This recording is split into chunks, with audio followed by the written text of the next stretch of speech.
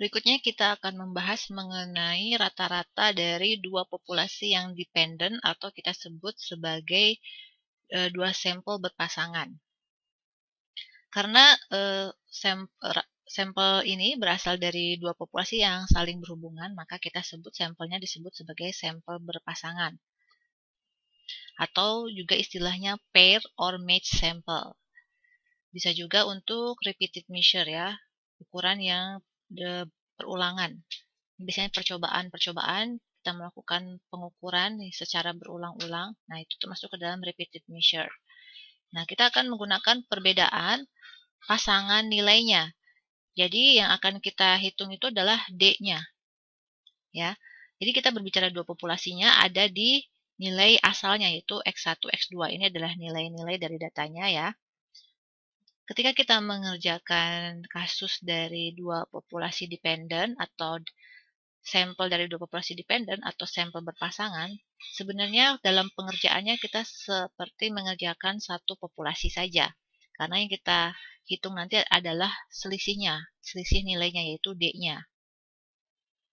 Asumsi yang harus terpenuhi ketika kita akan melakukan perbandingan dua sampel berpasangan, kedua populasinya adalah berdistribusi normal dua-duanya, atau kalaupun tidak normal kita gunakan hukum sampel besar.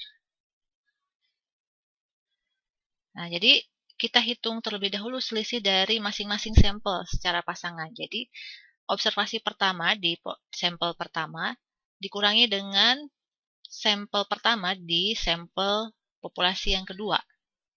Diperolehlah untuk selisih yang pertama ini ya, X1 ini populasinya atau sampel 1 ya, kelompok sampel 1 dari populasi 1. Ini adalah observasi urutan pertamanya ya, ini urutan observasi yang pertamanya. Nah, kemudian kita akan menghitung rata-rata dari selisihnya, yaitu D-bar-nya. D-bar itu adalah penjumlahan dari nilai selisih-selisih ini ya. Jadi kalau observasinya 1 sampai N, maka jumlah dari selisihnya sebanyak N itu dibagi dengan N. Seperti rumus X-bar. Nah, kalau ada D-bar berarti akan ada standar deviasinya. Rumusnya sama seperti kita menghitung standar deviasi biasa, sigma DI min D bar kuadrat per N-1. Jadi ingat kita sudah menggunakan data selisihnya, bukan data asalnya. N itu jadinya adalah jumlah pasangan ya. Jadi kalau dari populasi 1 diambil sampel 10, dari populasi 2 juga diambil sampel 10, maka N-nya adalah 10. Jumlah pasangannya adalah 10. Nah, rumus confidence intervalnya untuk D-bar, jadi selisih rata-ratanya di sini adalah D-bar plus minus kita menggunakan T alfa per 2 SD per akar N. Ya, karena biasanya ukuran sampelnya kecil untuk data berpasangan, kita bisa menggunakan T. Ya. Ini standar errornya seperti biasa SD per akar N. Degrees of freedom-nya, karena kita seperti mengerjakan satu populasi, maka degrees of freedom-nya adalah N-1. N-nya adalah jumlah pasangannya.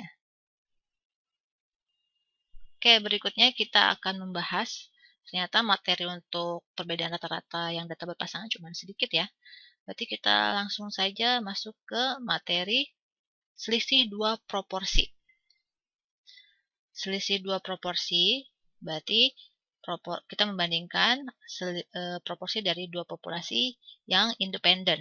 Kita ingin melihat perbedaan proporsi dari dua populasi yang independen. P1 min P2 atau point estimate-nya adalah P cap 1 min P cap 2. Asumsinya, karena kita akan menggunakan distribusi normal, maka N-nya harus berukuran besar atau P-nya mendekati nilai 0,5 atau N1 kali P1 lebih besar dari sama dengan 5 atau N2 P2 lebih besar sama dengan 5 ya. Ini asumsinya. Dan confidence interval untuk selisih proporsi tersebut hampir sama dengan X-bar ya. P cap 1 min P cap 2 plus minus Z alfa per 2 akar P cap 1 min P cap 1 per N1. Ingat, ini adalah rumus dari variansnya proporsi ya, proporsi 1. Nah, ini adalah varians proporsi 2 dan ini adalah critical value-nya menggunakan Z. Kenapa kita menggunakan Z? Karena ketika kita menghitung CI proporsi dengan didekati distribusi normal, berarti ukuran sampelnya itu sudah besar. Kalau besar berarti kita menggunakan Z.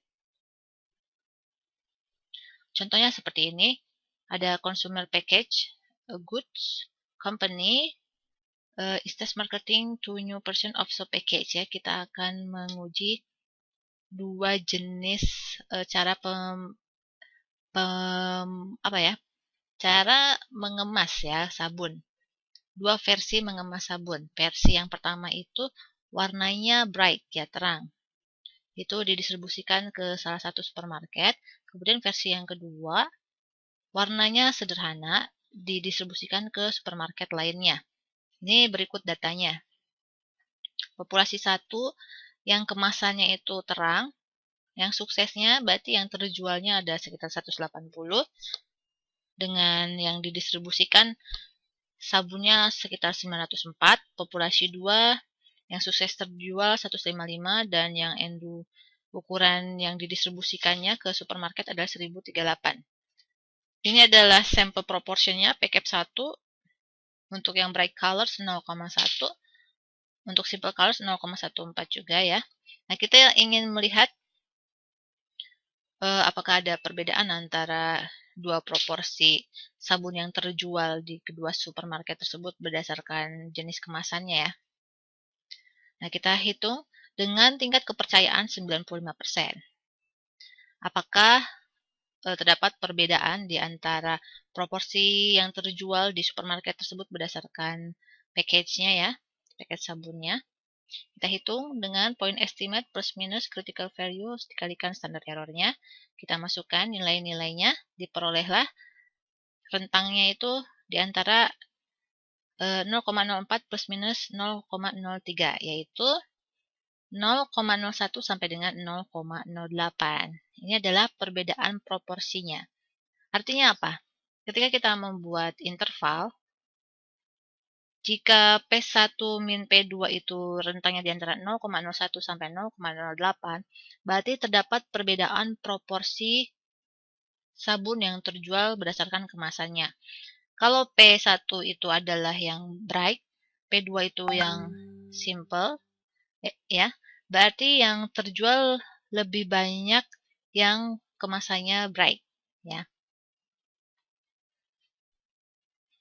Oke, kalau misalkan LCL-nya itu negatif, UCL-nya, misalkan lower-nya negatif, upper-nya positif, artinya apa?